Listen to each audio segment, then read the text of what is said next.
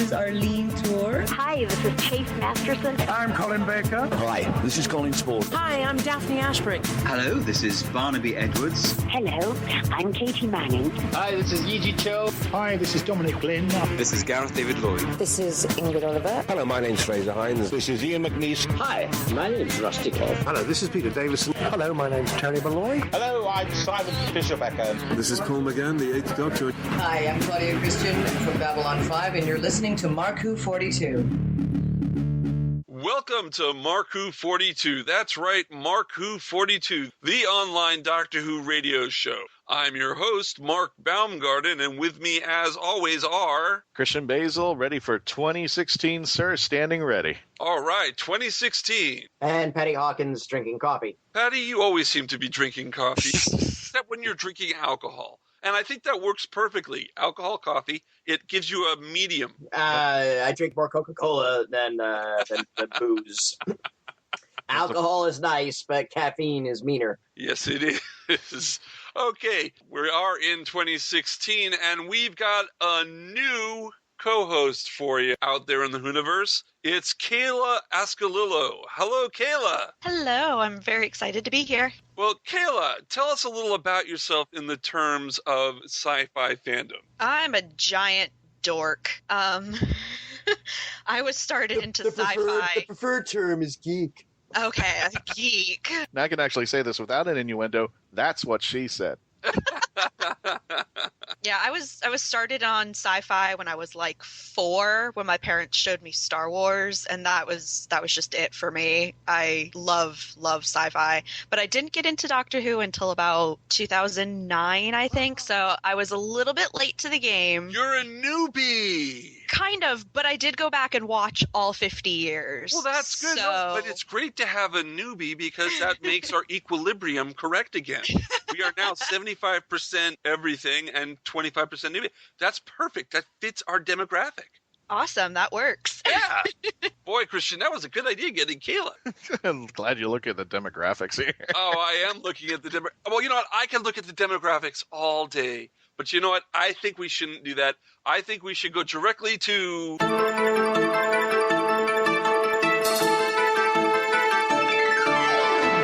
It's time for Doctor Who News with Kayla Ascolillo. Hey, Kayla, you get your own segment of the show. Wow, look at how special I am. So what do we have in the world of Doctor Who news, Kayla? Well, the official Christmas ratings came out, and the Husbands of River Song had an official rating of 7.69 million. But unfortunately, it was the lowest Christmas ratings Doctor Who has ever gotten. Now, that's weird, because I thought the return of River Song was going to bring back a lot of people. Yeah, I thought it was fantastic. So to see that it didn't do so well compared to some of the other stories is actually a little disappointing to me. Do those numbers include people who recorded it and watched it later? Includes within 1 week of transmission. Okay. Right, that includes the iPlayer, but it stays on the iPlayer for 30 days. So, I mean, people can still watch it and, the numbers could go up, but they only count up to the first week, Patty. Yeah, well, I was curious because, again, Doctor Who may not necessarily be a priority. And again, too, on Christmas Day, people are doing lots of stuff. Yeah, but on Christmas Day, they usually bring in at least 10 million. I mean, they bring in more people for a Christmas episode than watch the regular series because you get the families all gathered. It's supposed to be part of the Christmas Day tradition in England now for the past 10, 11 years. Or maybe there's some people like me that thought, oh, River Song's in this? Yeah. Oh. No. I won't say that. Hey, look, I know you guys reviewed it before, but my take on the Christmas special was I really enjoyed River Song in this as a character, and Alex Kingston absolutely shined, and her and Capaldi's chemistry was superb and better than her and Matt Smith's, which I didn't think was bad necessarily, but it really just blew it out of the water. Yeah, so, I mean, I don't know. Like I said, ebb and flow, It makes me wonder if a lot of Clara fans didn't watch, too. Well, that is true, because people stuck with the show, all the fangirls who didn't want, oh, he's old, probably stayed for Clara, and maybe they finally left. I mean, I don't know. I keep saying it, Moffat. River Song versus Missy. It's a license to print print nerd money. It would work. It would be hilarious. It'd be great. Yeah. Well, I got a question. Patty already gave us a little bit of his take on the episode. We did a review with our former team, but Kayla, what do you think about the episode? What did you think? I loved it. I really did. I thought Capaldi and Alex Kingston worked so beautifully together, and just that whole the moment where he revealed that he was the Doctor was just, oh my God, I think she played so well off of him. So I don't know, I really, really liked it. It was a lot better than some of the other Christmas specials. For the longest time with the River Song arch, I was not forgiving for Moffat. It was like, you are just leaving so many dangling points open for everything. And this episode just kind of took everything, packaged it up, and said, Merry Christmas, here you go. It's all wrapped up and taken care of. So I kind of appreciated that. I actually had mentioned in the last episode that I appreciated this more than the last time that Matt Smith's Doctor and River Songs and parted ways. Because I just didn't, they left that way open too much. Here, everything that was just dangling throughout all the time, that, the hello sweetie, to how River felt about the Doctor, everything that she had bent up in there, and just letting it on to the bad guy, how much she felt about the Doctor, and watching Capaldi's reaction to everything that was going on. I thought that was just pure magic. And you know what? It was great writing. It makes Silence in the Library more emotional when you look back at it. I mean, because she now knows it's the end, and it's just heartbearking. But hey, they had 27 good years together. I mean, that's 24 years. 24 years. Yeah, and that's one thing. That's one thing kind of interesting that Moffat has done, where he's just gone ahead and said, "Oh yeah, here's 24 missing years of the Doctor. We're just gonna say it happened and move on," which is a great conceit you can have with a character theoretically immortal. But even going back to the 1,000 years Matt Smith spent on Trenzlore just being the toy maker and everything else, it's an opening of a scope in Doctor Who, which kind of messes with my headcanon, but I don't dislike it. Well, tell me what you think about it, because they had 24 years together. The first thing out of my mind is knowing those two grab the TARDIS, get out of there, and come back later. Time has no bearing to them. That's why I said, wouldn't it be amazing if she was the next companion? Because, like I said last week, have the first course of dinner, then go out and do some exploring and saving of the universe, and come back for dessert. They can do that in 24 years. They have time. I hope they might do something like that, because they worked so well together. I'd love to see just a little bit more of their interaction. However, to put a point on this, I did say it most likely won't happen, but it would be a cool thing. But it won't happen. They haven't announced a new companion yet, and filming starts in 3 months. I'm sure our friends over at Big Finish looked at the Christmas special, and the door it opened for them was salubrious juices. Oh, definitely. Definitely. In fact, one of the Big Finish stories, I read the synopsis, and it was saying the husband of River's Song, and I was going, there's another husband? But now it makes sense. She had tons of husbands and wives, to get what she needed, to get what she wanted. Well, I definitely see, when Capaldi retires from the role, I can see after a while. I mean, there's no reason why he couldn't be lured back and doing some Big Finish adventures with Kingston. And we could just see those lost adventures in 20 years. Again, the third-party novels and audio adventures, there's no reason why we won't. I'm pretty sure this is going to be a sub-franchise. I think just Doctor and River Adventures is going to be around for a very long time. I hope so. Kayla, what else do we have in the world of Doctor Who news? All right. Well, the NTA shortlist has just come out, and Doctor Who was on it for drama, and David Tennant was nominated in the drama performance for his role in Broadchurch. Okay, well, he definitely deserves it for Broadchurch. I mean, he deserved it for Doctor Who as well. But Broadchurch, he does a great job. And it's good that Doctor Who is in drama. However, if I'm correct, so is Downton Abbey, so is Broadchurch. I mean, you've got heavy hitters in British TV up against Doctor Who. And with the fact that the ratings were lower this season in certain ways, I don't know if Doctor Who's going to win. Yeah, I don't know, especially up against Broadchurch, because that has been really good. But I think the Downton Abbey. It's the final season. It's the going away card. Give it to them because they're going away. Yeah. So here's their one last chance. Well, actually, that's how it would work on the Emmys. That's how American awards work. give it to the ones who are leaving. I don't know how the British National Television Awards are voted for and go, so who knows? Yeah. Hard to say. So, legitimacy for, well, again, we're talking for sci-fi in general. Unfortunately, it's never looked upon for its acting, which is a shame because I think it turned a corner a little bit with the remake of Battlestar Galactica. A lot of people were screaming that members of that cast should have gotten Emmy nods, and damned if they weren't right. So, I mean, it's kind of interesting that, you know, Tennant's got to get off and do Broadchurch to get a nod of some kind. But again, the fervor that Capaldi has made this season and the buzz about it, if the scripts give him more stuff to chew on next season, I think Capaldi will definitely get a nom as Doctor Who, and I think that'll be a great step in the direction of the franchise. I agree. I think not only if he gets certain scripts that he got last series, I think the ratings will go back up. I just think the first series of Capaldi was a little bit of a bad taste in everybody's mouth. You had the fangirls leaving who were just a little shallow about what Doctor Who really is, and you just had people who were going like, okay, Moffat, where are we going with this? What's going on? And again, they didn't. I just had dinner the other night with somebody that they said they hadn't really. They were a fair weather fan. They kind of walked in and out, and they said, "Well, I tried Capaldi in the first season. I just thought it was awful." And I was like, "Well, you're not wrong." I was on it, but I sang the praises of this past season, and again, it's first season with the new Doctor is always tricky because they write those scripts before they filmed a single episode. Yeah. They do, you know, the actor is feeling it out, the writers are feeling it out, Moffat is feeling it out, and again at the end of first season, they had a much clearer idea of what his Doctor was going to be, where it went.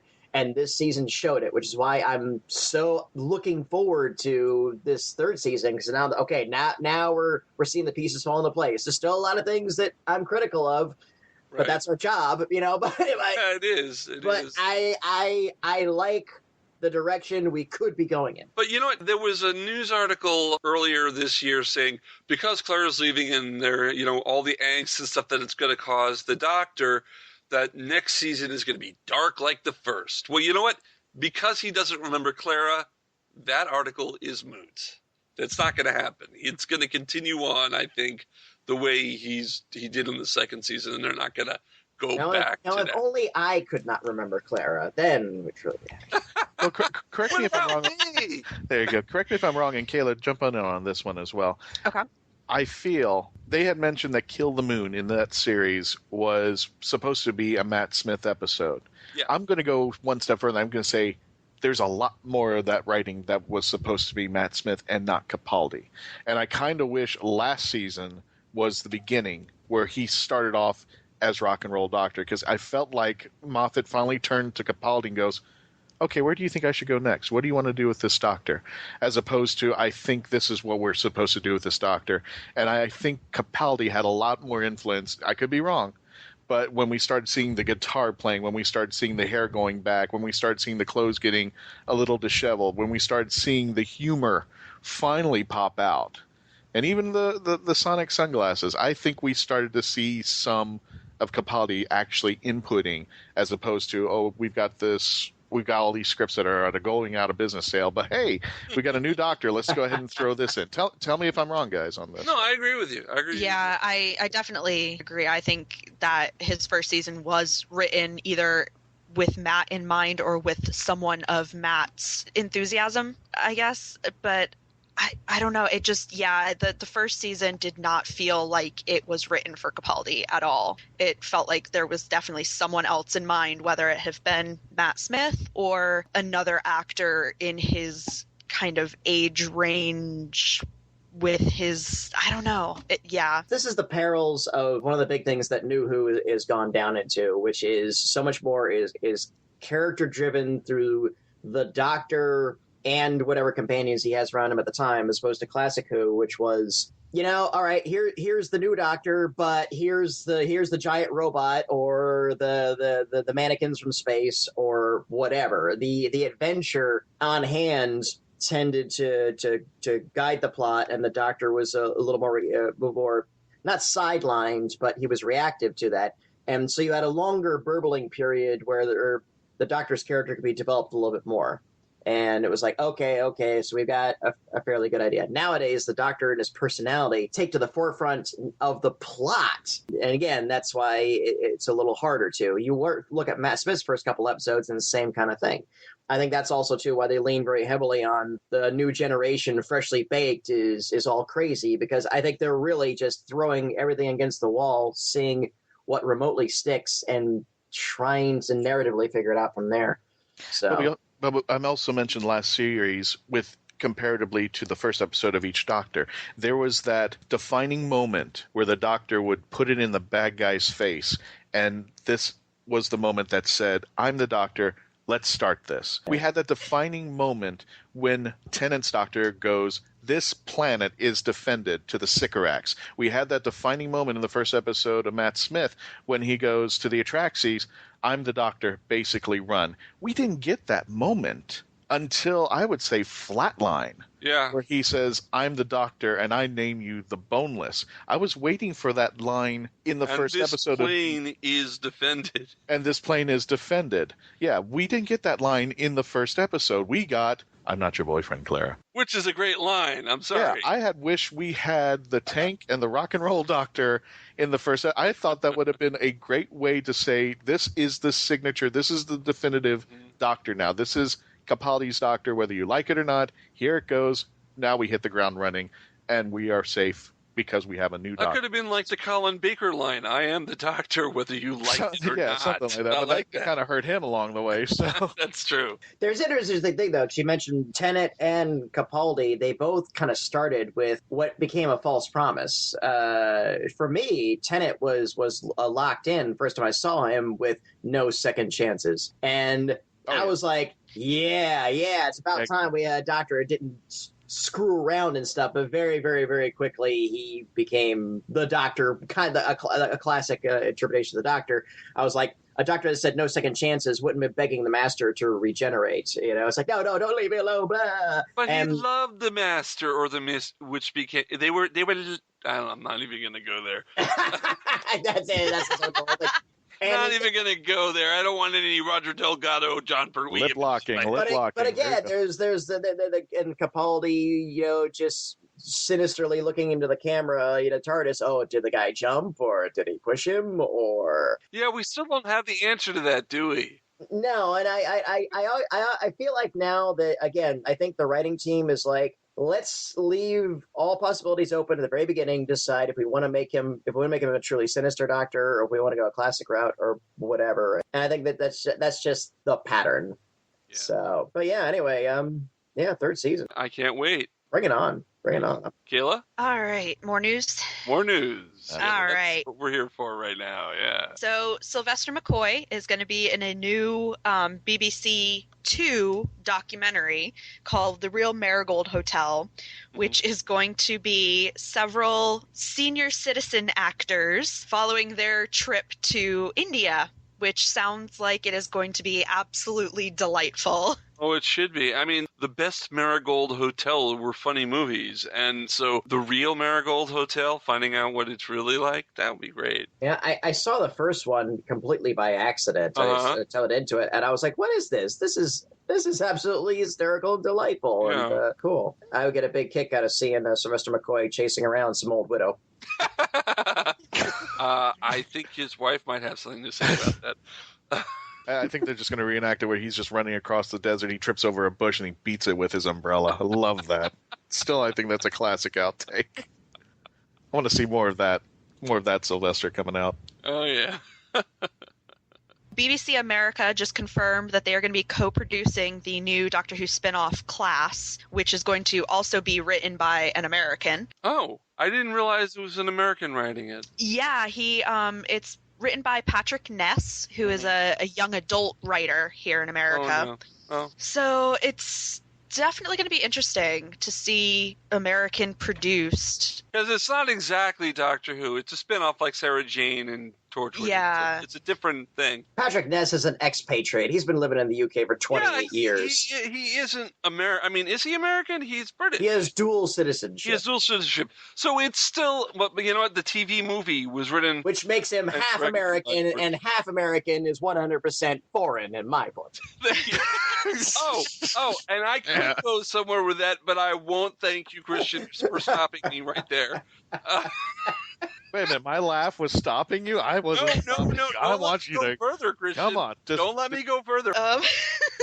Yeah, we do this all the time. Oh, yeah. Where are we? I think Class is going to be a good show. I do look forward to it. I like Sarah Jane, whether it was aimed at children or not. I'm an adult, and I like the Sarah Jane Adventures. I think Class has a shot. Now, the only problem is, because Clara is technically still alive, one last heartbeat, it's possible that since it's taking place at the Coal Hill School, that Jenna Coleman has another job. I don't know if I like that. They haven't announced anything like that yet, though. So, well, she crossed. supposedly had died at the end of the Raven. Right, but the Raven episode, because even Class could take place before that final second. God, I hope not. Yeah, because that's what I'm saying. There is a possibility now because she's not technically dead. She's got one heartbeat left. Yeah, her and me or whatever her name was. Me, whatever. Yeah, they're still traveling.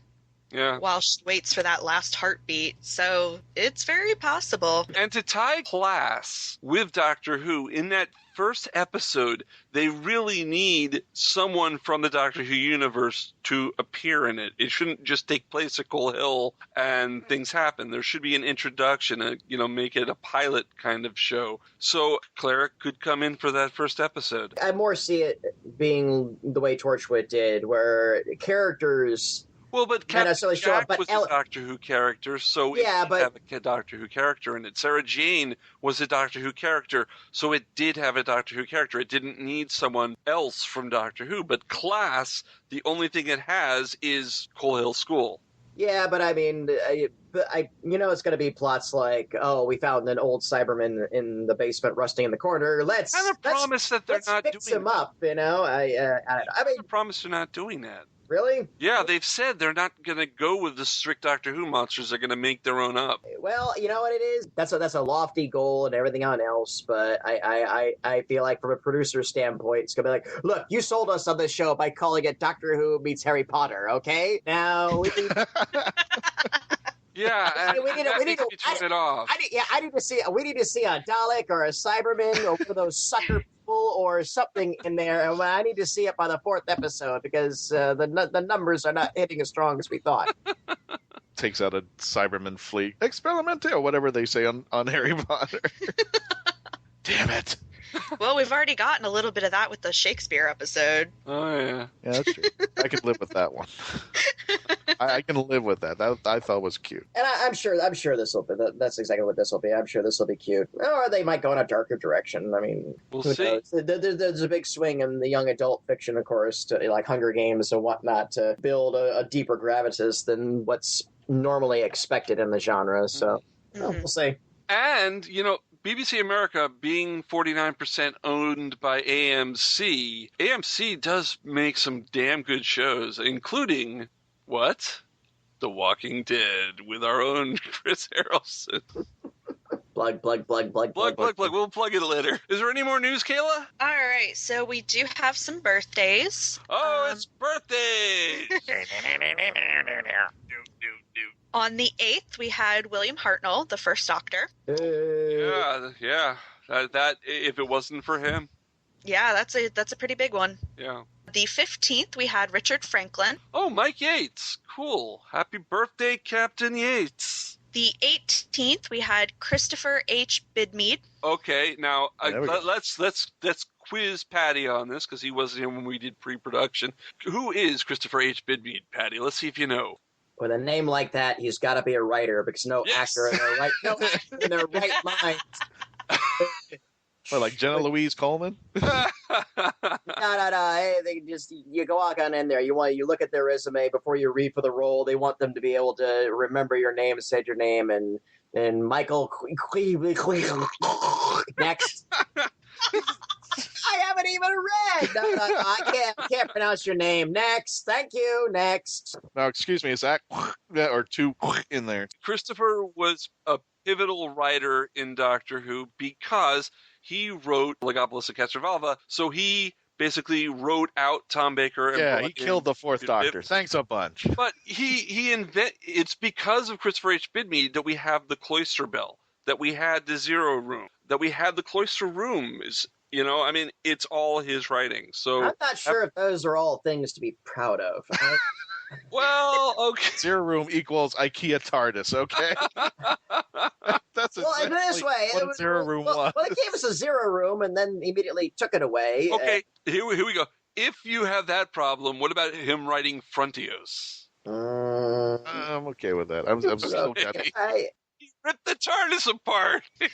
It's so weird because you have to preface this by saying, look, I accept that it was Tom Baker's last story, but to this day, I feel Logopolis has so many problems. It's just, there could have been a bazillion better ways for Baker to exit. And and it's not just him just falling off of a giant tilt-a-whirl. Watcha. Yeah, that Watcher stuff. That's another continuity bomb. The Watcher that needs to be stuff left made alone. it possible for the Valyard to take place. It gave the concept of a possibility. The Valyard probably wouldn't. And again, that's right. It's not a great thing to be. How come the Valyard doesn't look like a slightly melted Cupid doll like the Watcher did? It's like a Muppet on high heat. No, I've always threatened everybody to cosplay as the Watcher, but the costume would be a fire hazard. It wouldn't take too much. Everything that you could buy at Walgreens is probably waiting there for you to build a watch. Like I said, any 1970s classic Doctor Who monster could be built somewhere in Office Depot. So that's all you need. That's your cosplay right there. Not Sutek. Christopher, have a happy birthday, please. Is there another birthday that's special coming up this week? Yeah, who else can we ruin? Is there something coming up next week? Coming up soon? Well, we were talking about Tom Baker. Yes, we were. He is on the 20th. Oh! The Tom. The Tom. And then on the 22nd, we have the War Doctor, Mr. John Hurt. Ooh. So some pretty big ones coming. So we just did happy birthdays to 3 doctors. We did. We did. That's pretty cool. That's pretty impressive. We've done 2 before, but now we've done 3. We're building. There you go, the 3 doctors. 3 doctors. Okay. Something about having birthdays in January. So, Kayla, how'd you enjoy doing the news for the first time here on Mark Who 42 on Krypton Radio? I love it, but man, finding stuff is really stressful. But it'll be easier when more stuff come out. There wasn't a lot that came out this last. Yeah, you did a great job. With the new year, it was. Yeah. But look at it this way: it doesn't take much to get us to start, blowing hot air. So don't worry. You could have 2 news articles and we'd stretch it this long anyway. I could talk for 5 hours about Horns of the Naimon. I could help and stretch it to 10. All right. The challenge is on. No.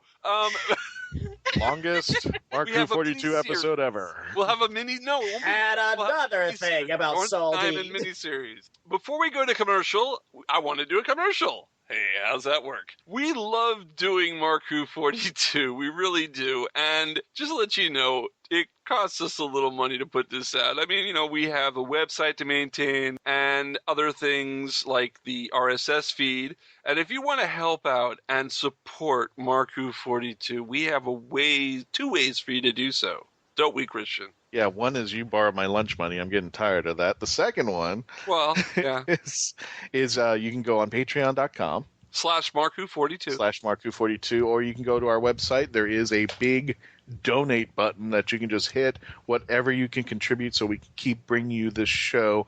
What are we now? 3 years? Well, 3.5 years. 3.5 years. I've actually counted. We have had over 40 guests, both Who and non-Who guests, throughout the sci-fi community and comic books as well. So I mean, to keep this going, folks, and this episode is no different. So yeah, Patreon is a cool thing because it's not like you're donating, one lump sum. It's basically a subscription kind of thing where you can donate $1 a month. That's all we ask, $1 a month, and we will shout out your name. If you donate $1 a month, you will be mentioned here on Mark Who 42. If you donate $5 a month, I'll throw in a Mark Who 42 pin for you. Oh, okay. Yeah, so that's cool. We also have a GoFundMe campaign, gofundme.com/MarkWho42, where if you donate, that's a one-time donation, and we'll come up with something to give you if you donate a nice amount. And if you donate a little amount, we thank you, and we'll shout out too. And speaking of The Walking Dead, let's go to our agent, Heroes on Hand, Chris Harrelson. If you want us to come to your convention or event and want to bring us out over here, just go to heroesonhand.com/MarkWho42. It's already the beginning of January, and we've already confirmed 4 conventions that we'll be attending already, which includes Conjure, Infinity Con, MegaCon, and Space Coast Nerds Fest. We've already have 4 of these guys out here, so our calendar is getting booked up pretty darn fast. So if you want us to come out to your convention, or if you are somebody who's going to be participating in a convention, just tell the convention heads to go to heroesonhand.com/MarkWho42. Just fill out the information, and they'll be in touch with our agent, Chris Harrelson. We'd love to come out and geek out with you guys, because that's what we do best. We do it every week here on this radio station. We've done a self-plugging so much here that we have to take a lot of shots. So while we get drunk, let's let you go to commercial. We'll be right back with, and this is great because we didn't mention this at the top of the show, we have a great second half for you. We've got Babylon 5's Claudia-Christian. You remember her, Ivanova? Woohoo! I remember Ivanova. Oh, yeah. I dream of Ivanova. Okay, down, boy, down. We'll be right back after these words. Attention all Whovians! While you're waiting for the new episode of Doctor Who, start your own adventures with a book from Mark Who 42 Books. They carry unique and rare books at affordable prices. Visit Amazon.com/shops/MarkWho42. That's Amazon.com/shops/MarkWho42. Mark Who 42 Books. Set your imagination free into the Whoniverse. Kid?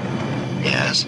Shut up. Beyond the Night is the GCRN's latest review podcast. We are covering everything in the Knight Rider television universe, from the classic 80s TV series to the 1991 reunion film, Team Knight Rider, and the 2008 relaunch series as well. So join TFG and Mike and Dion the Music Man as they go in-depth in Beyond the Night, only on Geekcast Radio Network. You can find Beyond the Night in iTunes and on www.geekcastradio.com. Kid? Yes, Michael. Just keep driving. The voice of Christian-basel, take 1. Hi, I'm Christian-basel, and I would like to provide my voice for all your voiceover needs, such as... Okay, like an announcer. Like a what? Like an announcer. For all your voiceover needs, such as animation, radio, announcements, introductions... Now an old man. I can even record voicemail for all the Meshuggahs that call you. A pirate. Arr, and it won't cost you a lot of treasure for me services. Arr. Creepy movie voice. Just call 407-761-2679. 407-761-2679. Or email voiceofchristian-basel@yahoo.com. Well, how was that? That's a wrap. By the power of Grayskull, I command the jaw bridge. Open!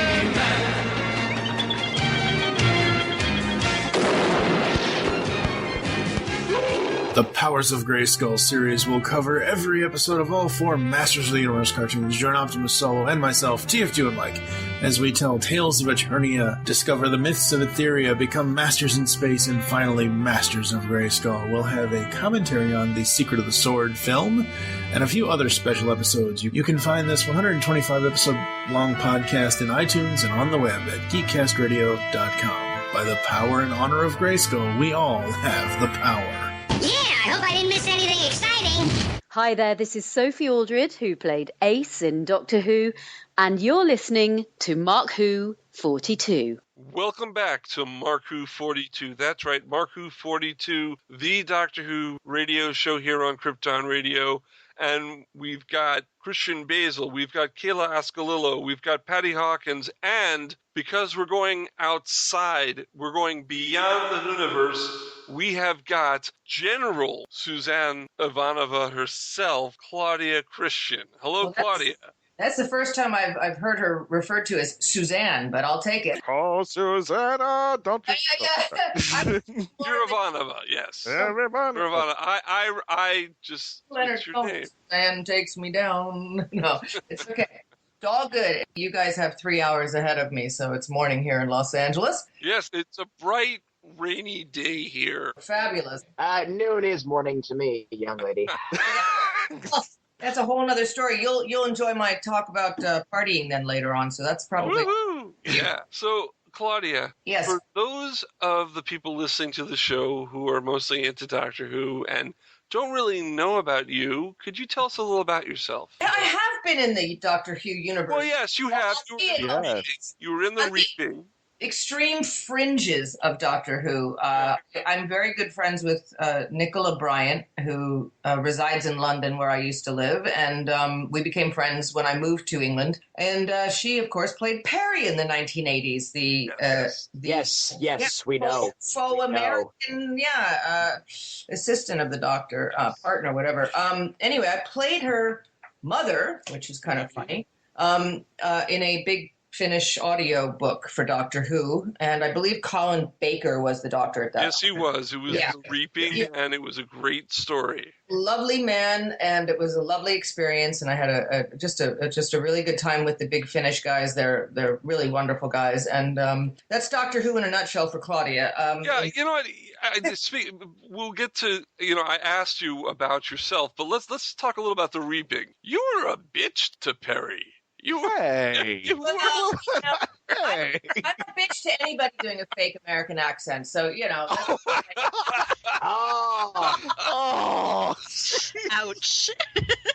I'm just teasing. Well, she is British, but I didn't write this show. No, I know, but I understand why your character was the way she was, because Perry had disappeared for 4 months. So, I mean, and you're her mother, so you were worried about her, and it broke up your marriage in the story. I mean, I understand it, but you came across, it was just such a great... Well, I happen to play strong characters very well. It's something about my formidable presence or my voice or something. I don't know what it is. I'm actually in real life, I'm just a puppy dog, just a sweet little kitty. No. I think they hired me because I can play tough really well. And we know that from Suzanne Ivanova, or whatever you called her. Ivanova. What's her name?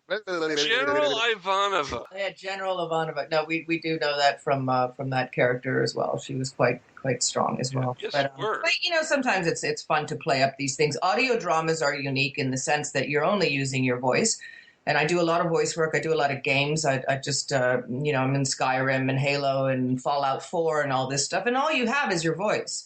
And you have to portray a myriad of emotions, and you really have to be able to sum up the character quickly and concisely with simply your voice. It's not facial expressions or anything else. So it's an opportunity to sort of, let's just say, go a little over the top. So Now, Claudia, we've had people on the show before who have done voices for video games. And like you said, you've done Skyrim, you've done others. What are your experiences doing video game voices? How does it work? I enjoy it a lot. I mean, you're alone in the booth, so you're not working off any other actors, so you have no idea what their level of interpretation of the character is. You don't know if they're, screaming the line or anything. So it's important for the director to give you a modicum of feedback and some guidelines as to your performance. But the beauty of voiceovers is, you go at your own pace. I happen to be very fast at it, so it's a lot of fun. It's you're just standing in a booth and you're throwing out 3 versions of a line, and if they don't like it, they ask you to do it again and again. But it's just I don't know. I enjoy the process of doing games. I'm currently working on a motion capture project, which I'm not allowed to talk about, of course. But, it's deadly secret, and I signed a non-disclosure, but that's a completely different animal. I mean, that I've never done something where you have to memorize the lines and you're wearing the silly costume with the dots all over you, and the Andy Serkis kind of stuff. I've never done that before, so that's unique and much different. It's basically film acting, but they're animating you completely. So there's many levels to this, and I call it new, even though I've been doing it for years. But it is kind of a new craft of an art form of filmmaking, and it's I think it's great. I think that I don't know, it's just a different way of doing it, and as you get older and you're more reliant upon your voice. That's the one thing I remember my lawyer told me in the 1990s. He said, with your voice, you'll work till you're 90. And I didn't really appreciate that at the time. But now that I'm 50, I realize, it is true. If you have a good voice and you're good at what you do, all the rest of the stuff doesn't come into play. I mean, they can animate me to be a, hot 18-year-old. So, I can be Jessica Rabbit tomorrow, Yeah. First of all, if anybody handed me your picture and told me you were 50, I would believe not. I wouldn't believe it. I wouldn't believe that at all. I wouldn't believe it. It's funny. I always get that on Facebook. I posted my 50th birthday bikini shot last year, and okay, I'm friendly on Facebook.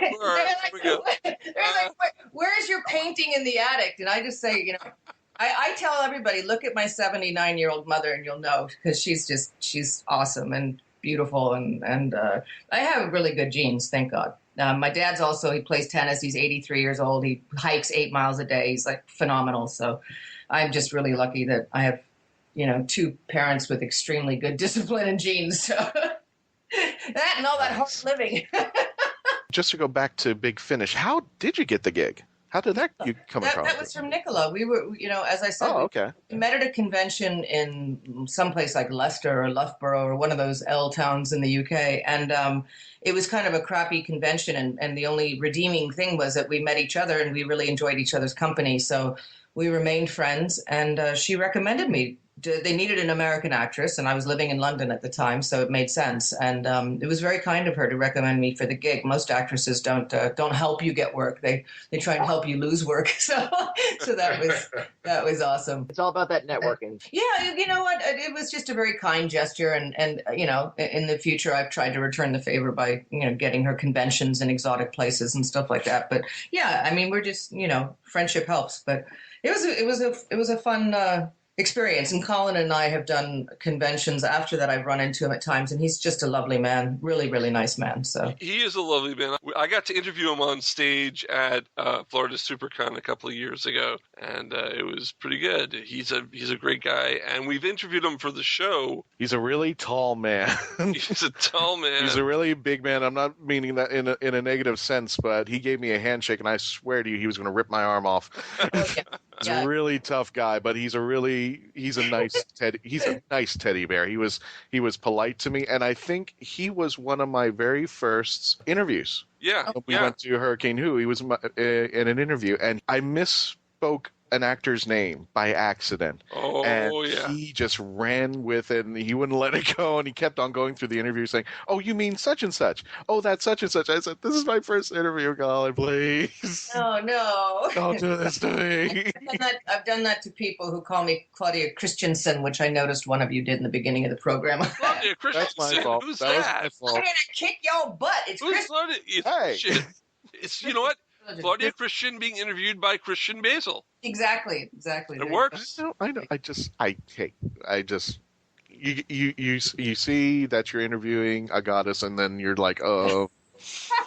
I did the same thing, I think, to Peter Davison, who the Fifth Doctor, which I said David's son on the first cup, and he just gave me a stern stare, and I was like, but he was nice about it. He was just like, it's Davison. I'm like, I'm nice about it too. Damn. What was it like being voted sexiest woman in sci-fi back in 1998? Oh, lordy, Lord! I did Playboy in '99, and I got so much throwback from the science fiction community because half of them were like, woohoo, and the other half were, how could you do that to Ivanova? And I thought, you know what? First of all, we're like the poor little stepchild of the science fiction universe. Everybody knows we were paid like a tenth of what Star Trek actors were paid.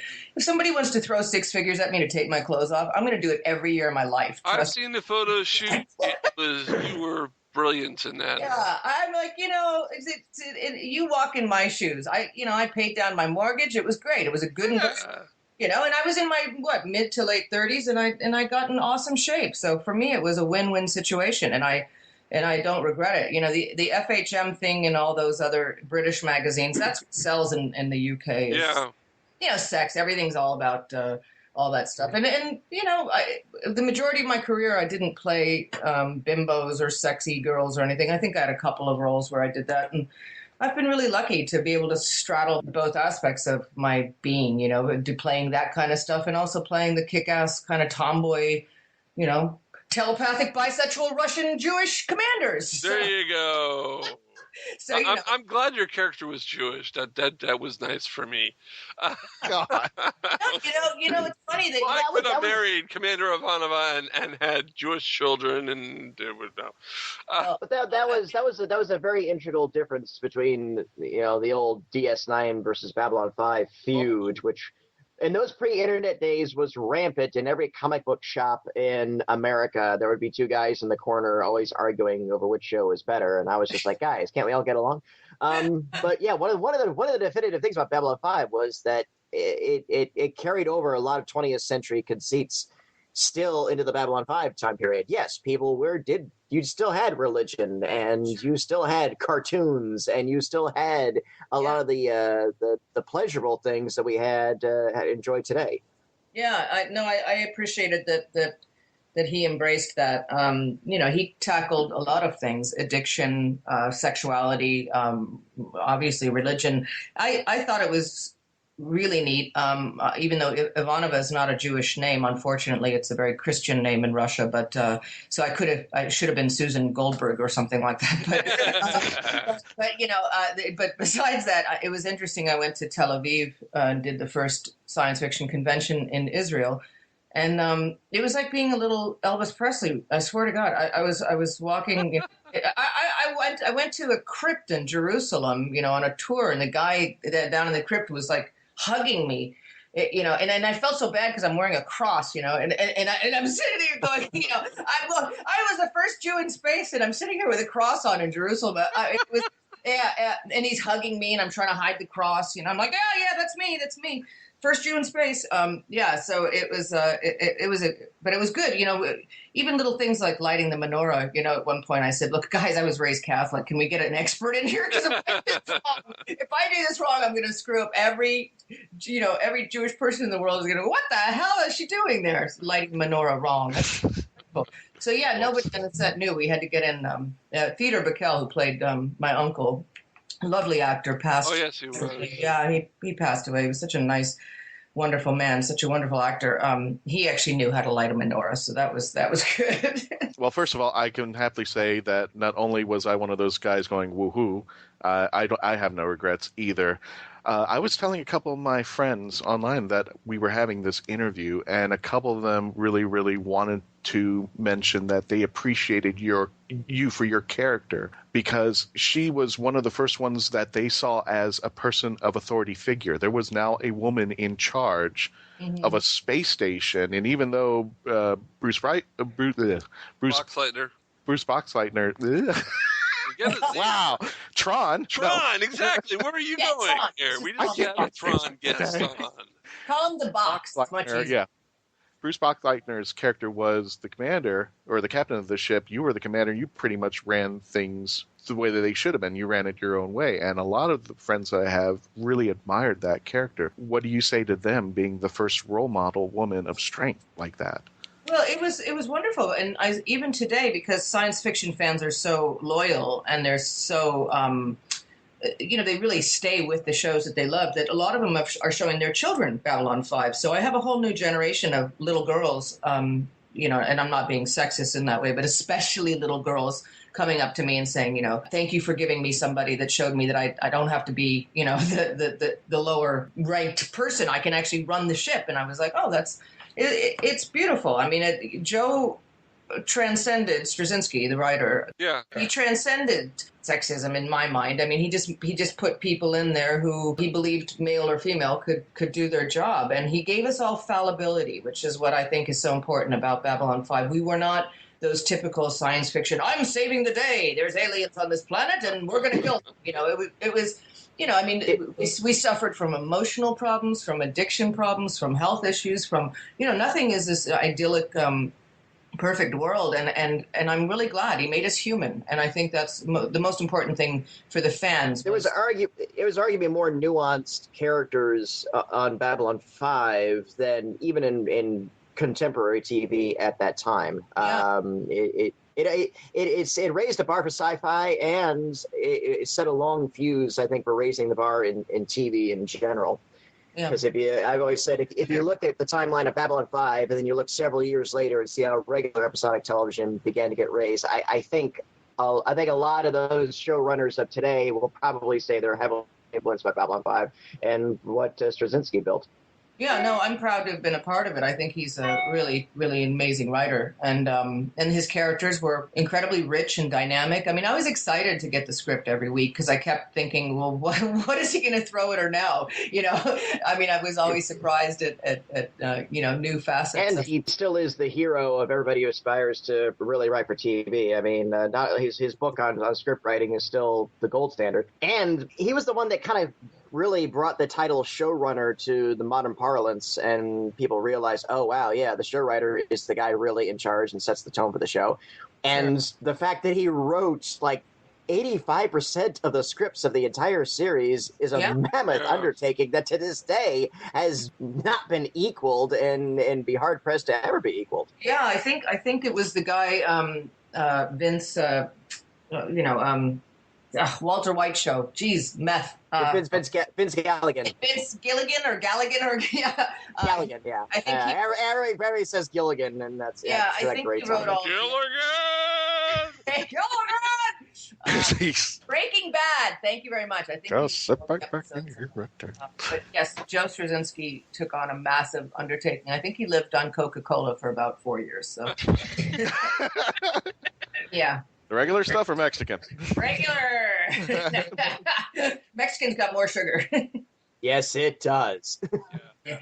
Now, Claudia, there's been a lot of different stories about why you left at the end of season 4. Could you give us the definitive, real story? The definitive story is the one that I posted online, which is the show was done. We wrapped up season 4. We shot the last episode. We all said goodbye. We cried. We had a goodbye party, and it was done. I accepted a movie of the week called Wing and a Prayer for USA, and I was the lead in it. And I signed the contracts, and I was getting ready to film. We went to a convention in England, and suddenly they're shoving contracts under our door after getting us drunk at 3 o'clock in the morning. And we're like, what? What do you mean contracts? 5th season? What? Massive amounts of confusion. My manager said there's no way that we can commit to the entire 22 episodes because you'd have to miss the first 3 episodes in order to fulfill your contract on the movie of the week. I explained that, and they said, no, technically we can't say that you're going to miss those 3 episodes. So you have to sign the extra year contract, the 5th season entire contract for all 22 episodes because they want you as a regular. Your character is important. And I said, well, I can't sign that because then you legally have me. You know, I've already signed another contract for the first month and a half of Babylon 5, and I can't shoot in those months. And so basically it came down to, well, this is my word that I'll write you out of the first 3 episodes. And my manager saying his word isn't good enough. We can't do that. Legally, you can't do that. So my manager advised me to not do it because he said, you're breaking your contract with USA.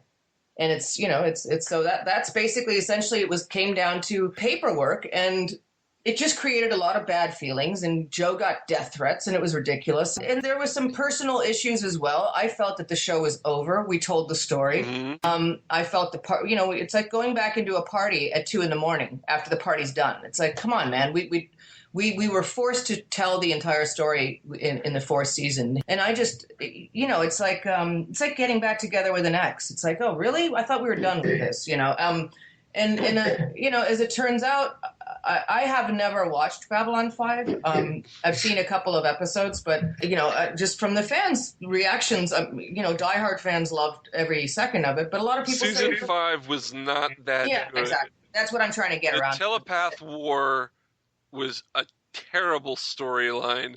I was going to actually say, I'm actually glad you were not in season 5. So if I wanted to fantasize, I could end it at the end of season 5. in your own thing. Well, and the nice thing is that the very last episode, Sleeping in Light, I think it was called, was just a beautiful summation of and let me tell you, shooting that was the memories that I have of shooting an episode, and the tears were all real. We loved each other. We still do. We're really good friends. This cast is unique in my 33-year career, in the sense that they are my friends. I'm going to Europe with Pat for Tallman for a couple of months soon. Mira is one of my neighbors. Bill Mooney is one of my neighbors. I see them and I love them. And that's the difference in a lot of casts. It's not BS with us. We have a genuine affection for each other. I've done Jerry Doyle's show a number of times. He's been extremely supportive of my endeavor with my nonprofit foundation. He's put me on his radio show a number of times to discuss it. And, we really support and love each other. So it's unique in that way. That usually transfers over really well, too, with the show itself. When a cast really gets along, you see it on screen. Exactly. It's not faked. It's real. And I think that's one of the reasons why fans really grasped onto the Babylon 5 cast, is because they saw the genuine affection that we have for each other. And the crew, by the way, let me throw in a kind word for them. Amazing crew, a phenomenal crew. Every day was a joy to go to work, and that's not BS. I mean, I literally was excited to go to work every day because everybody was so nice. And if people weren't nice, if they were difficult, we fired them. And that was seriously, we threw them out of an airlock. There was one. There you go. There was perfect example of a guy that was supposed to have a recurring role, and he was a real dink, and we sucked him out of an airlock because we all went up to the producers and said, this guy doesn't get along with us. He's not part of, we don't want him, to get rid of him. So they did. We wanted to keep it pure and clean and fun. Now, stepping back from acting, I see that you're working on a documentary. Could you tell us a little bit about that? That documentary has been out for a few years now. It's called One Little Pill, and it's a documentary I made about my journey on the Sinclair method, which is a treatment for alcohol use disorder, and also about the people that I put on it. I made the documentary as an educational tool for doctors, for therapists, and also for people who wanted this option. It's a medical treatment. It involves taking an opiate blocker an hour before you drink, and over the course of a few months, it undoes the addiction of alcohol use disorder. So it's really one of the most successful treatments in the world, and yet it's very underutilized because it's cheap and it's easy. It doesn't involve going to meetings or traditional rehab. It involves a generic declassified drug that the FDA approved back in the 90s. And you just take a pill and then drink, and then you're no longer an alcoholic. So it's too good to be true. I've seen the criticism of it, and they usually like to fall back on saying it's like the Clockwork Orange method, where, oh yes, you go through hideous pain, and so you think about taking a drink, you get No. You're thinking of antabuse. That has nothing to do with. No, antabuse is. Well, again, I'm not saying that they're right. I'm saying is that the criticism of these methods, I've always seen that its opponents always seem to allude that it seems to be like this. But it's not painful at all. I've been on it since 2009. You literally take an opiate blocker, you wait an hour, and you have a drink. What the pill does, it doesn't make you sick. What the pill does is it undoes the addiction in your brain. In other words, the compulsive behavior to want more than 3 drinks or 2 drinks or 1 drink, it undoes that, so you become disinterested in alcohol. It blocks the reward system of the brain. It works for gamblers, porn addicts, anybody who has a compulsive behavior. There are certain compulsive behaviors that naltrexone works for. Alcohol happens to be one of the biggest. And all it does is it just makes you be a normal drinker again or go sober. So either you just lose all interest in alcohol, or you just have 1 or 2 drinks and you stop. So it makes you normal again. This has nothing to do with antabuse. Antabuse makes you sick and you can die, and it ruins your liver, and it's a stupid drug. I don't understand that whole concept of it, and I don't advocate for that at all. This is an actual... This actually fixes addiction. It's called pharmacological extinction, and it's based on Pavlovian treatment, which is, you learn alcoholism so you can unlearn it by blocking the reinforcement in the brain. This works on any addiction? No, it works specifically on alcohol. It works on gambling. It works on sex and porn addictions. And they are using it right now. They're testing it on meth. But I have a lot of people that I treat. I'm a drug and alcohol counselor as well. And I have a lot of people that I treat right now that have dual issues, such as they are alcohol dependent and they gamble. and it works for both at the same time. So it's also dual treatment in the sense that on your days off from naltrexone, if you engage in good endorphin producing activities, you actually reinforce the good behaviors. So for me, for instance, 7 years ago when I went on it, on my off days, I would go to Pilates and hike. And I suddenly became unbelievably fit and healthy because I became sort of addicted to those good behaviors as opposed to the bad behavior of sitting home and drinking wine. It doesn't turn you into a zombie then. Some endorphin blockers and stuff. Again, I'm not saying this treatment, but once again, this is targeted. You're probably referring to having Vivitrol or something in your system 24 hours a day. And even those people aren't turned into zombies. What happens though is over the course of many years on a opiate blocker all the time, like an implant or a shot, which I do not advocate for because I don't believe that's healthy. You could suffer from depression because obviously it's blocking your natural endorphin system 24 hours a day. That's not what this is. The Sinclair method specifically, you only target the thing you want to stop. It's only in your body for 10 hours. So once you do your drinking session, the more you drink on it, the less you want to drink. So within a couple months, you could be off the medication for the rest of your life. I have a question. It's Sinclair method. Is this a Babylon 5 reference, or is there a Dr. Sinclair? No, it's ironic because not only did No, I'm really interested because I thought maybe it was named after. No. Dr. Sinclair, John David Sinclair was an American scientist and researcher who went to Finland. And he went there because there was a strain of alcoholic rats, believe it or not, and he wanted to study them. He came up with the alcohol deprivation effect, which is what people suffer from and why they relapse. When you deny an alcoholic of alcohol, their body goes into such intense cravings that they relapse. That's why people are fine when they're in rehab because there's no alcohol around, but the second they get out, they relapse. And it's from the alcohol deprivation effect. It is a coincidence that we had Jeffrey Sinclair and that also I played Helga Sinclair in the Disney film Atlantis, and I now advocate.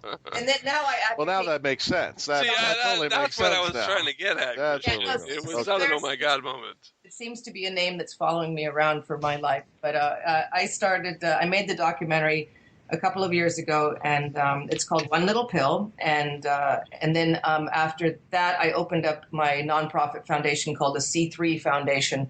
And we reach between C3 in America and the European annex of it, C3 Europe, we reach close to 1 million people. And we help a lot of families and loved ones and obviously the person themselves get on this treatment with a nearly 80% long-term success rate. So it's exciting. By the way, Atlantis was amazing. Thank you for being a part of that. It was great, wasn't it? Nobody liked it because they said it was too dark. It was still that weird time period where Disney was experimenting, and it's weird too because I work with Imagineers a lot, and it's such a favorite, and it's one of those things that it brings up. Hey, can we revisit Atlantis? Can we do it again? And it's just.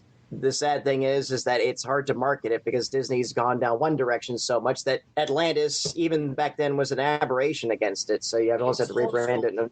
It wasn't bright and pink. Yeah. No, and everybody agrees too that Walt would have been very happy with Atlantis. Oh, I think so. Yeah. No, it was and great actors in it too. Jim Garner and Michael J. Fox, really good character actors and actresses as well. It was a good experience for me. I loved working with Don Hahn and everybody. They just really, really nice, enthusiastic. Gary Truesdale, Kurt Wise, just really incredible. Brilliant designs by Mike Mignola. I mean, it's really good.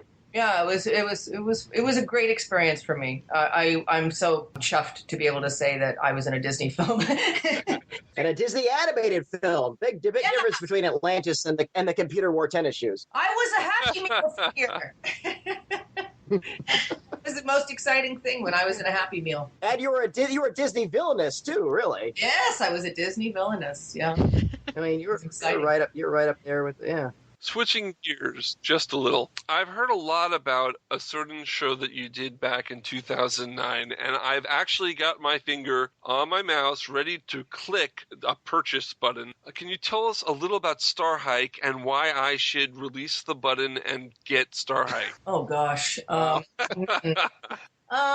Star Hike was the reason why I moved to the UK, and it came along at a time in my life when I was burnt out on Hollywood. I'd been up here since I was 16 years old, and I was sort of done. And my friend Andrew Diamond was listening to my tale of woes and why do I not have any auditions and blah, blah, blah. And I was just complaining about feeling burnt out and feeling old. And I was like in my 30s and they were making me feel like some hag. And, here I was in the prime of my life. And he said, well, I'm doing this low budget science fiction comedy. Do you want to star in it? And I went, well, oh, yeah. He said, okay, I'll make it union if you star in it. I was like, oh, okay. So I moved to Bristol and Bath, and I starred in this thing. And you know what? It was a great experience. I'm not going to diss it. It is what it is. It's very British schoolboy humor. I mean, the fact that your character was Captain Belinda. Blowhard. Hello, and my Dottie KY is my assistant. Yeah. I mean, and I gotta say, Jeremy Bulloch playing Dr. Stryker is so hilarious that his performance is worth the price of admission. All right, I'm hitting click right now. Okay, you go get that DVD. It's going to be sent to me. Okay. There you go. I mean, just for his performance, because he's very committed to playing this absolutely insane. I don't know if you know the Carry Out series or Red Dwarf in England. Oh, I love Red Dwarf. Yeah, well, well, there you go. Then you'll be fine, and you won't be sending me hate mail afterwards. I would never be sending you hate mail. Really? Never know. Some people really enjoyed it, and other people went, "WTF, Claudia?" And I'm like, "Oh, sorry." Listen. I had fun. It's a very weird series. It's weird. It's weird. So, Claudia. Yes. Do you have anything coming out in the next couple of months that you'd like to talk about? I have my book coming out, Wolf's Empire, with Morgan Grant Buchanan, my writing partner. We did Babylon Confidential, my memoir, together, but this is a science fiction epic of 250,000 words, and it takes place in a Rome that never fell, with a kick-ass protagonist, Akala, and it's coming out through Tor in June of this year, and I should be hitting all the conventions and doing all the publicity for it. It's a very, very exciting book. It's sort of like Game of Thrones meets Hunger Games. That's how we describe it. It's lots of Homeric violence, and it tackles a lot of issues that are passionate. It's a fantastic book. She's a discus throwing badass gladiatrix, so it's something that I'm very excited about. And that's coming out, and then that started out as a graphic novel back in 2009. So you can imagine how long that's been coming along. Yeah, and then of course all my games. Fallout 4 just came out recently, so I'm in that. I play a couple characters in that, and mostly been doing a lot of games lately. I did a small film called The Pipeline, but I don't know what's going on with that, if it's going to come out or not. I just, my life right now is really committed to working for my nonprofit and counseling people. That's what I do for about 6 hours a day. My website is claudia-christian.net. It's just a general website where I have my store. All of the proceeds from purchases in that store go to C3 Foundation. So my nonprofit is www.c3foundation.org, and it's just the letter C, and 3 is spelled out. And then onelittlepillfilm.com or onelittlepillmovie.com. That's where you can order the film, the documentary, for rent or purchase. Did you get it on Amazon? My film? No, but you can order it through, there's a link that, direct link from PayPal. You can get it on Vimeo, VHX, or you can order an actual DVD, a fully produced DVD there. Or you can just rent it for $3 or something to watch. And let's see, what else? I can't think of anything else to push. Actually, if I could say this, because you are coming to Florida next month when this comes out. Yeah. So for people who are interested, can they come and see you, or? I'm going to be at Pensacon with Bruce Boxleitner. Oh, wow. Okay, cool. Yeah.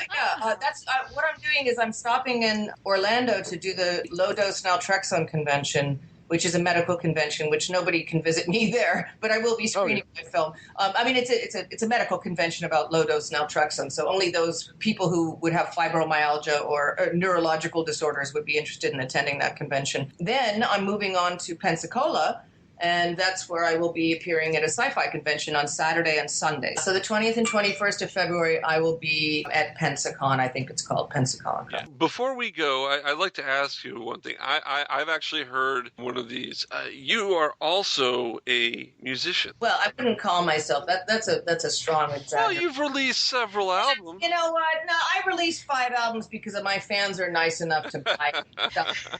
No, I listen. I don't pretend to be a singer. I don't pretend to be. I'm somebody who noodles around. I've written a couple of decent songs. You know, if it wasn't for Bill Mooney and all the people who produced my albums and helped me with my albums, there wouldn't be any albums. I am, you know, I like I said, I wrote some groovy songs and I'm proud of those. But no, I'm a female Barry White. I speak my songs. Oh, that's great. No, that's great. I love Barry White. Barry White works in my dance songs. No. No, I'm definitely not. Put it this way, even when I was a kid doing musicals, they always stuck me in the back. I mean, so, you know, I'm not going to pretend that I'm some big singer or anything like that. I wish I had that talent, but I don't. But my albums were pretty good, considering that I can't sing and I don't play well.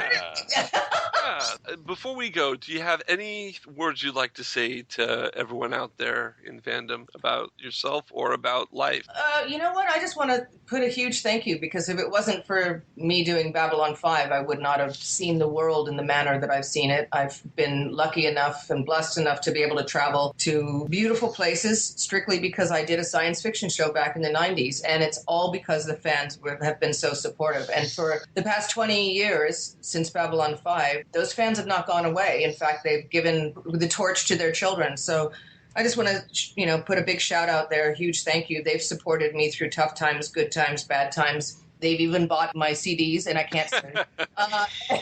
And I just, you know, and I know that when, you know, they made my first book, go to #1 on Amazon. That's all fan power. Those were all fans, and they've given me just a lot of love over the years. So that's what I would throw out there as thank you, a big thank you. Claudia, we'd like to thank you very much for doing Mark Who 42. And that sounded wrong. Thank you very much for coming on to. Yes. No, that sounds wrong too. Thank you for appearing on Mark Who 42. Coming on to. I'm just, my mind. The show has taken a new low now. Wait a minute, she's still a very sexy woman. I'm not even challenging that for 1 second. I'm just like, whoa, we're going for innuendo country. Here we go. Just start out, crack up the engine. Here we go. Let's get those innuendos coming out of that rig. Yeah. I was shooting them all over the place. That's okay. Yes. Well, thank you, Claudia. You're very welcome. Welcome, Kayla, and I hope you enjoy hanging out with those crazy people. Thank you very much. Wow. I love doing interviews. Kayla, how was doing your first interview here on Mark Who 42? It was awesome. I wish I had known a little bit more, but it was still really cool. Well, Kayla, you did a great job, and you'll only get better as we go along. Ooh, our little girl's growing up so fast. She is. One day, and she's grown so much. It's just amazing. What's amazing about our show is that there's a lot of fans out there who may not know about folks like Claudia, and we give them the chance to tell their story so that hopefully that'll inspire people to not only watch Doctor Who, but go into other sci-fi and other genres that have really been great out there. They're just not getting the attention I think they should have deserved during the time that they were on. And Babylon 5 is no different. And her organization, the C3 Foundation. Very important foundation. It does many good things, and if you want to donate to them, we said the link during the interview, but we'll put it on the webpage that posts the show as well. I'm very glad she's able to clarify her position and everything else. And yeah, the fact that that method will also work on porn addiction is personally interesting to me. I know. I was going to say that, Patrick, and I should have said it during the interview. That you totally could use that. Did I just... Deny. Good night, everyone. I hope you don't mind. I'm going to skip that method for a while. You can skip that method. I will. Watching your porn. That's fine. Hey, now. I made no confession here. I just said I'm skipping out on a method. Stopping us, Kayla. Kayla. See, Kayla, that's your job. That's your video. Yes, down, boys, down. You gotta define the line because it gets a little blurry around here. We totally don't know where to stop, Kayla, so you got to stop us. I'm going to have to get some of those pills for all you guys. Oh, my God, no. So this weekend, Patty, you're going to be at Magic City Comic-Con? That is correct. I will be there selling books, but you'll be there hosting some panels and things? Yes, I'll be doing some Doctor Who programming, and I'll also be doing some stuff with Guy Hutchinson, a great historical author. He's a historian about the Children's Television Workshop. We'll be doing some stuff on Sesame Street Land, Electric Company, and just some other like 70s, 80s kids nostalgia panels, and it should be a lot of fun. I'll be there Friday and Saturday, and then unfortunately I can't be there Sunday due to an interesting new thing for my I've signed a contract for a new gig at my day job that I would love to discuss with our audience, but I'm literally under an NDA right now. But as soon as I'm allowed to, I will gladly share it with our folks because it's going to be a lot of fun. So that's in South Florida at the Miami Airport Convention Center, Friday the 15th of January to Sunday, January 17th, Magic City Comic-Con. You can go to magiccitycomiccon.com for more information. Peter Davison, Jenna Coleman, Bill Nye, the Science Guy will be there Friday. Friday only. Friday only, yeah. So, yeah, like I said, the Dave Prowse will be there. Dave Yes. Prowse was signed just recently. It's going to be a big convention. They always do a big one at Magic City. I'm really wondering, at some point somebody has either sculpted or melted down a Darth Vader helmet to look exactly like the one in Force Awakens. So I imagine there'll be a lot of people asking him to take pictures with that. Yeah. Okay, guys, that's our show. This show will be on for 2 weeks. In case you missed part of it, you can listen to it on Krypton Radio. And we will have a new show for you on the 27th of January. Ooh, that sounds like a long way away, doesn't it? Sounds very long, but it's not, believe me. We have longer to wait for the next Sherlock series. Oh, jeez, just rub it in there. Wait. Those poor people, stop it. Those poor people. Don't forget, listen to us every week on Krypton Radio. You can go to their website for time and dates of our show. Go to our Facebook page, MarkWho42. Tweet us at MarkWho42. Go to our website, markwho42.net. and join the WHOniverse Army. And don't forget, if you want, you can use the links on the right side of the page to contribute to Mark Who 42, and we'll definitely shout out or give you a pin or something like that. Where else? We're on Geekcast Radio Network. We're on FloridaGeekScene.com. We're on Stitcher. We're on TuneIn. We're on iTunes. We are everywhere around the net, aren't we, guys? Guys? Oh, what? Yeah. Still there? Yeah, we're here. We're like the whore of podcasts. We are. That's what you're supposed to stop us from saying, Kayla. No. I can be just as bad. Oh, boy.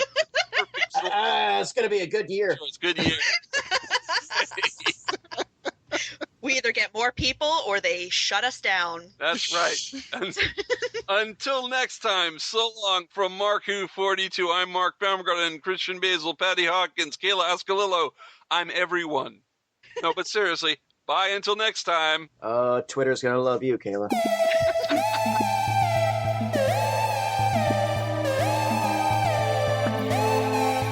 Mark Who 42 is written and presented by Mark Baumgarten, Kayla Ascolillo, Patty-Hawkins, and Christian-basel.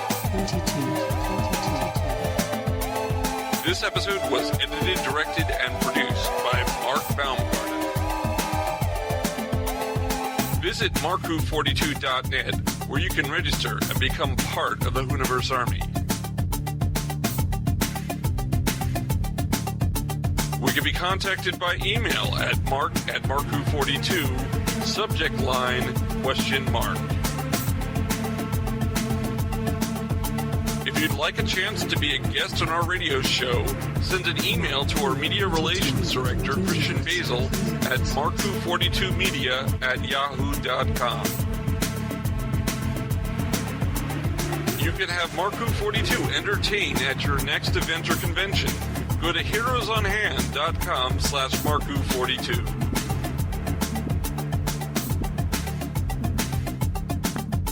Doctor Who and its properties are owned by the BBC, the British Broadcasting Corporation.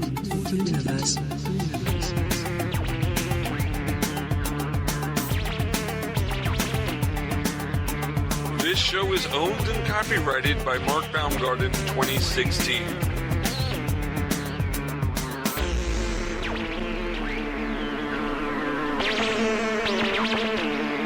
This is is Krypton Radio.